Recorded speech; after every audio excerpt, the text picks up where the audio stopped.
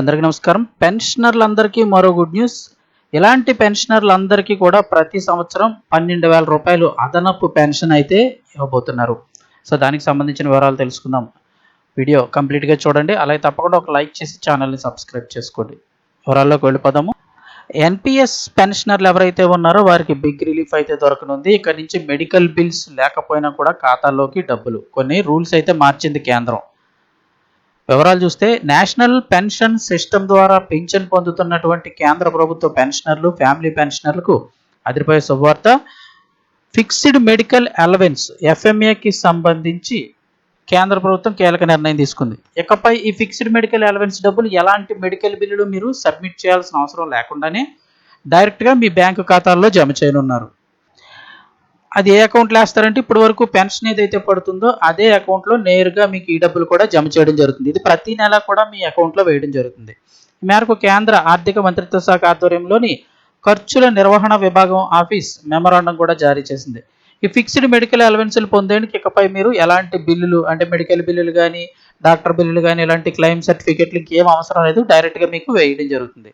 ఆటోమేటిక్గా మీ బ్యాంక్ ఖాతాల్లో జమ చేయనున్నట్లు ప్రభుత్వం తెలిపింది. 2026 ఏప్రిల్ 16వ తేదీన జారీ చేసిన మెమరాండంలో కేంద్రం తెలిపింది. ఇక మే నెల నుంచి అయితే జూన్ నుంచి మీకు ప్రతి నెల అమౌంట్ అయితే పడతాయి. అసలు ఈ ఫిక్స్డ్ మెడికల్స్ అలవెన్స్ ఏంటి, ఎంత డబ్బులు పడతాయి ఒకసారి చూసినట్టయితే ఫ్రెండ్స్, ఇంకా వీడియో ఎవరైనా లైక్ చేయకపోతే ఒక లైక్ చేయండి. ఫిక్స్డ్ మెడికల్ అలవెన్స్ అంటే పెన్షనర్లు తమ రోజువారీ వైద్య అవసరాల కోసం పడే ఇబ్బందులు అంటే బీపీ మందులు కానీ, షుగర్ మందులు కానీ, ఇంకా వేరే డైలీ మెడిసిన్స్ అయితే వాడుతూ ఉంటారు. అలాంటి వాటి కోసం ఆ పడే ఇబ్బందులను తొలగించే లక్ష్యంతో కేంద్ర ప్రభుత్వం ప్రతి నెల ఒక నిర్ణీత మొత్తాన్ని ఇస్తుంది. దీనికోసం ఇక్కడి నుంచి మీరు ఎలాంటి హాస్పిటల్ బిల్లులు, మందులు, రసీదులు చూపించాల్సిన అవసరం లేదు. కేంద్ర ప్రభుత్వ సేవల్లో ఉండి నేషనల్ పెన్షన్ సిస్టమ్ పరిధిలో రిటైర్ అయిన ఉద్యోగులు ఎవరైతే ఉంటారో వారందరూ దీనికి అర్హులు.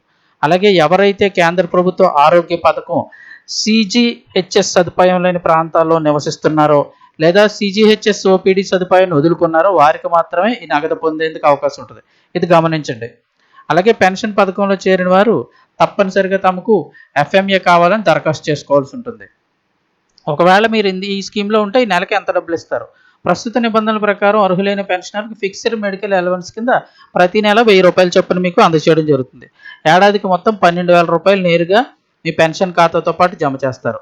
ఈ మొత్తం ఒకసారి 12,000 వేరు ప్రతి నెల కూడా మీకు ఇచ్చే పెన్షన్తో పాటు అదే బ్యాంక్ ఖాతాలో 1000 రూపాయలు క్రెడిట్ చేయడం జరుగుతుంది. దీనికోసం మీరు విడిగా క్లెయిమ్ చేయాల్సిన పని లేదు. అయితే ఒక పెన్షనర్ ఒకేసారి సిజిహెచ్ఎస్లోని ఓపీడీ సదుపాయాన్ని, ఎఫ్ఎంఏ నగదు రెండింటిని పొందడం అయితే కుదరదు. ఏదో ఒకటి మాత్రమే మీరు ఎంచుకోవాల్సి ఉంటుంది. హాస్పిటల్లో అడ్మిట్ అయి చేయించుకునే చికిత్సలకు ఎప్పటిలాగే సిజిహెచ్ఎస్ సౌకర్యం అయితే వర్తిస్తుంది. ఒకవేళ మాకు అది వద్దు, మేము మందులు డైలీ మేము కొనుక్కుంటాం, చెకప్లకు మాత్రమే మాకు కావాలి, ఇలాగే ఎఫ్ఎంఏ కావాలి అనుకుంటే ప్రతి నెల మీకు 1000 రూపాయలు అడిషనల్గా ఇస్తారు. పెన్షనర్లు తాను సిజిహెచ్ఎల్ వెలుపల ఉన్న ప్రాంతంలో నివసిస్తున్నట్లు డిక్లరేషన్ ఇస్తే మీకు ఈ ఎఫ్ఎంఏ సదుపాయాన్ని కల్పిస్తారు. ఇన్ఫర్మేషన్ ఇస్తే తప్పకుండా లైక్ చేయండి. మరిన్ని అప్డేట్స్ కోసం ఛానల్ని సబ్స్క్రైబ్ చేసుకోండి.